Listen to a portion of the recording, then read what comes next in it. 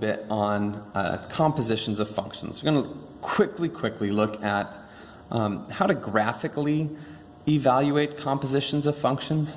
The book does this a few times too. It's good to know how to go from a graph to this. Right? It's good practice of knowing what these graphs really mean. So we're going to graph two things side by side, one that's x and f of x, and then right next to it we're going to graph just a one quadrant. You can do multiple, but right, x and g of x. So it doesn't need to come from any equation. We could just do this from the graph. So I want you to plot a point in this one at 2, 0, then 3, 4, 4, 6, 5, 7, and then let's go 6, 5. And we'll connect these dots. So this is the graph of function f. Right. Doesn't need to be perfect, just something that we can work with. Right. Then if I have function g of x over here, let's just make it start over at maybe 1, 6, and then go down with a slope of 1/2 or negative 1/2 in this little restricted domain here. Right.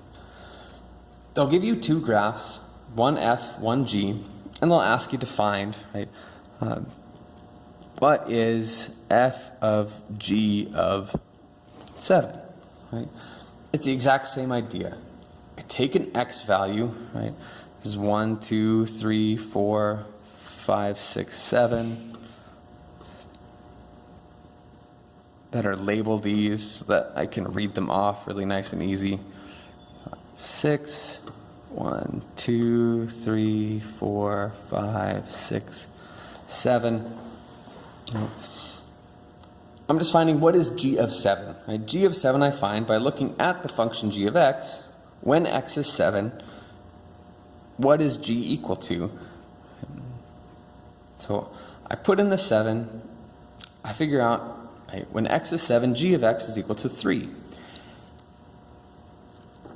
So I'm looking for just f of 3, right? That 3 becomes the new input, the new x value for function f. Right? So if I'm trying to find f of g of 7, I'm really just looking for f of 3. F of 3, I trace up here and see that it comes out at 4.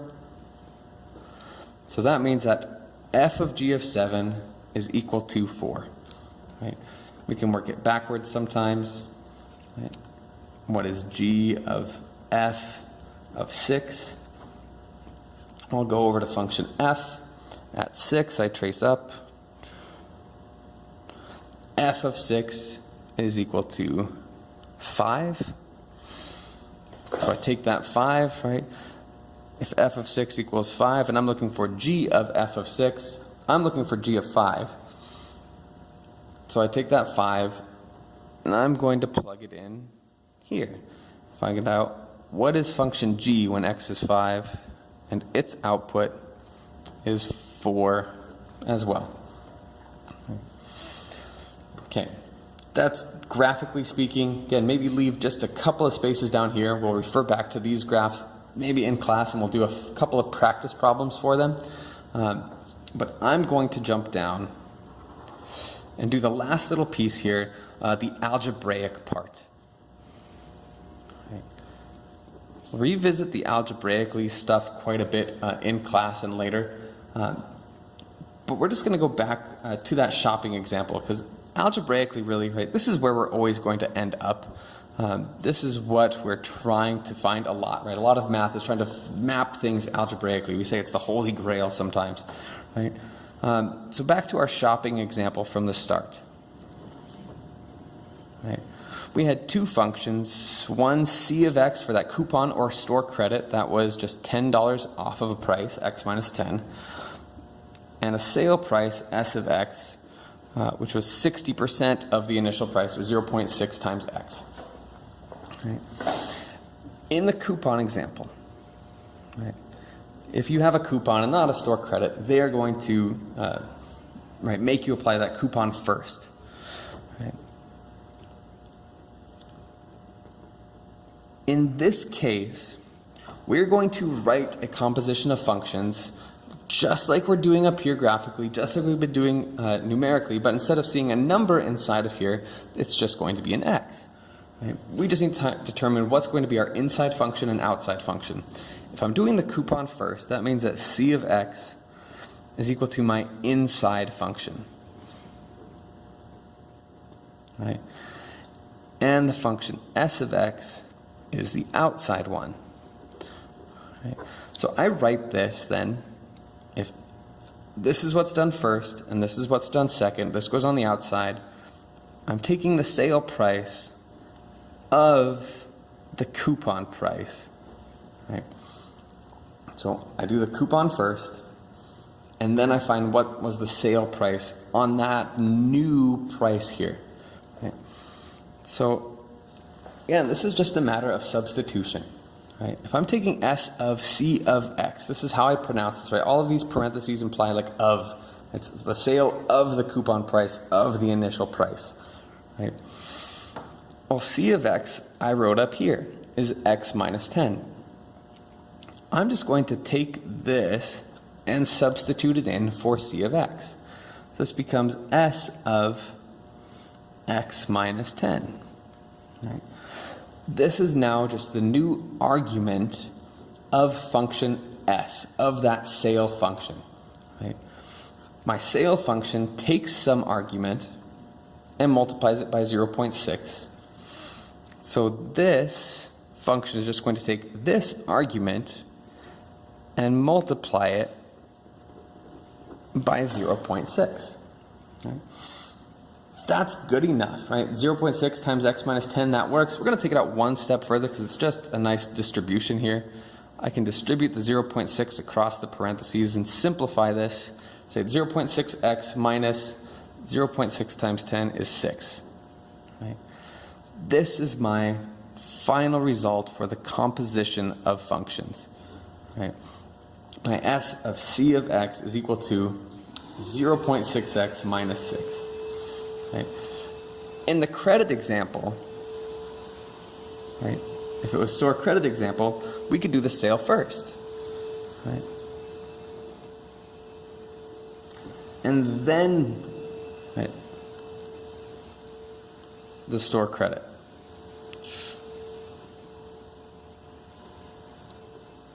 Right? With that, s of x, the sale is my inside function, and the store credit happens afterwards. That's the outside function. Right. So I'm trying to find c of s of x in this case, right? C goes on the outside, s goes on the inside. Again, I jump back up here. Say s of x was 0.6x. I'm just going to substitute that in for s of x. So my c of x, c of s of x becomes c of 0.6x. Okay. 0.6x is now the argument for function c. Right?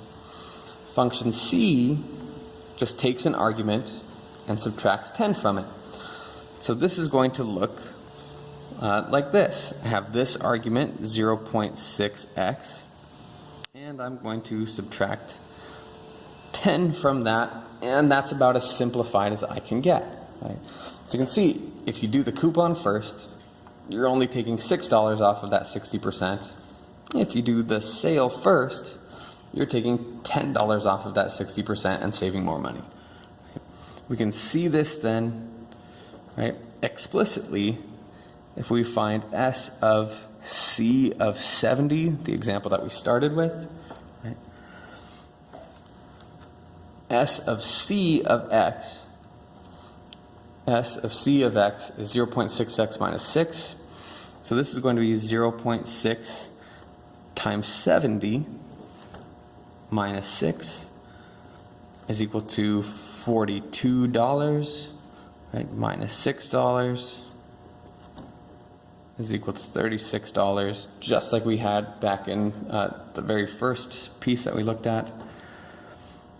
And if I flipped that around, C of S of 70 equals, right, C of S of X is equal to 0.6x minus 10.